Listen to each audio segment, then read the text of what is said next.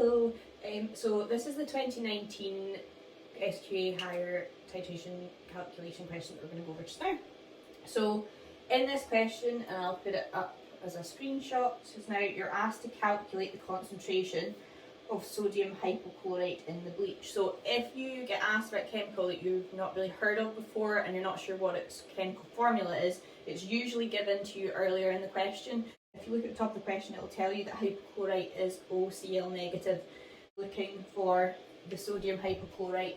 So it's sometimes a good idea to circle the thing you're trying to calculate the concentration of, and then also you can write C equals question mark above it, just so that you're giving yourself a reminder of what you're actually trying to achieve in the calculation. If we then look at the other information in the question, you get given a series of volumes, concentrations, and in this particular redox reaction, there are two steps to the titration. So I'll explain it in a second what you do when that is the case.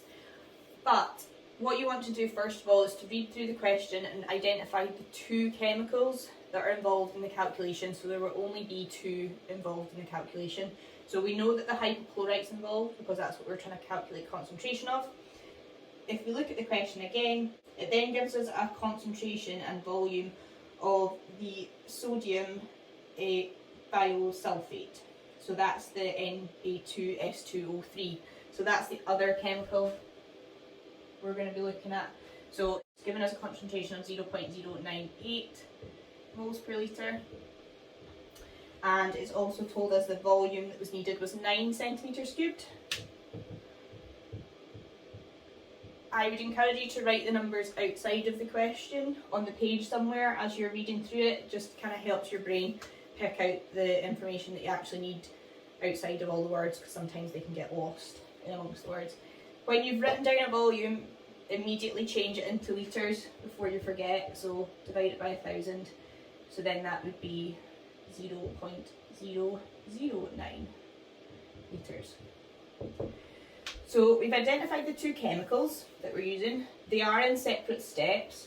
So in order to get the mole ratio for that, you just want to look for something that's a product in this one and a reactant in this one and get them to cancel. So usually they'll cancel straight away, kind of like when you're writing overall redox equations for reduction and oxidation half equations. You get the electrons to cancel and then write everything together. So because we've got I2 in both reactions, there's 1 mole here, 1 mole here, so you can cancel those out, which means that the mole ratio we're using is just as it's shown here, 1 mole of this to 2 moles of this. So there's different ways you can lay out the titration calculations. This is my particular preferred way. You don't need to lay them out like this, so this is just a suggestion. Just find whatever way works best for you. So I like to write down the chemical formulas of the two chemicals that are involved. If the chemical formulas are too complicated, just write the names of the chemicals and then put the mole ratio in the middle, so it's a 1:2 ratio as we've just discussed. So then because for titrations it's usually always volumes and concentrations, you'll be using the NVC relationship, so I'll list that underneath. And then I just need to plug the numbers I've got in. So I'm trying to work out the concentration of hypochlorite, so that'll be a question mark. Then I've got a concentration of the sodium thiosulfate, so that's 0.098 moles per litre. Writing the units just helps you remember to change the volume into litres sometimes.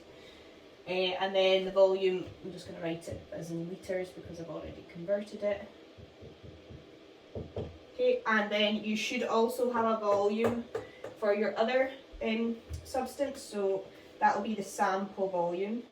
So the sample volume of bleach was 25 centimetres cubed. So again, divide that by 1,000, so that'd be 0.025 litres. So at this stage, this is all the information you've given. So when you're starting any titration calculation, you should have a volume and a concentration for one substance, and that will be your standard solution, the solution that is of accurately known concentration. And then you'll have a volume of your other solution, which is your sample that you're analysing. So all we can calculate at the moment is the number of moles of thiosulfate. For that we would use N equals C times V. So that equation is given to you in the front of the data booklet on the equations page if you do forget it. So then you would just plug those numbers in. So 0.098 times by 0.009. So then that gives you 8.82 times 10 to the minus 4. It's fine to write numbers in scientific notation. You're not penalised for that at all. So I would encourage you just to copy what the calculator says. So then I'll write this again up here. 8.82 times 10 to the minus 4. So then now we're at a point that we can use the mole ratio. So we're going from this side to this side, which means we're going to have to divide by 2. So we take this number of moles and divide it by 2. So then that would be 4.41 times 10 to the minus 4. Right, now we've got the number of moles for the hypochlorite, we can work out the concentration. So C equals N over V, and then you just plug the numbers in again. So 4.41 times 10 to the minus 4 all over 0.025. Just make sure you plug your litre volume in and not the centimetres cubed one. So that gives you a concentration of 0.01764, and that will be in moles per litre. You can round that up if you want to, just make sure the rounding's correct. That whole calculation is worth 3 marks. So for most titration calculations, you're starting off working a number of moles of whatever your standard solution is. You then use the mole ratio to get the moles of your analyte, and then you convert that number of moles into a concentration. If you were asked to work out the mass, you would just list NMGFM here instead, and then you'd be using the NMGFM relationship for this last bit here instead. But the initial 2 steps to the calculation would be exactly the same. In terms of the way the marks are divvied up, you'd get, if you were to get the wrong final answer, you would get 1 mark if you just applied a mole ratio correctly. So that's one of the concept marks. The second concept mark you can get for using the NVC relationship correctly on both occasions. So even if these numbers were wrong, but you've used NVC as the way it's intended, you should get 1 concept mark. So that's one idea of how to lay out a redox titration calculation. This layout can be used for any titration calculation, whether it's acid-base, advanced higher complexometric.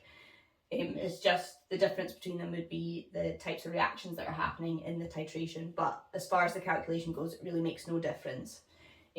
So I hope that was helpful, and let me know in the comments if you have any questions. Don't forget to like and subscribe.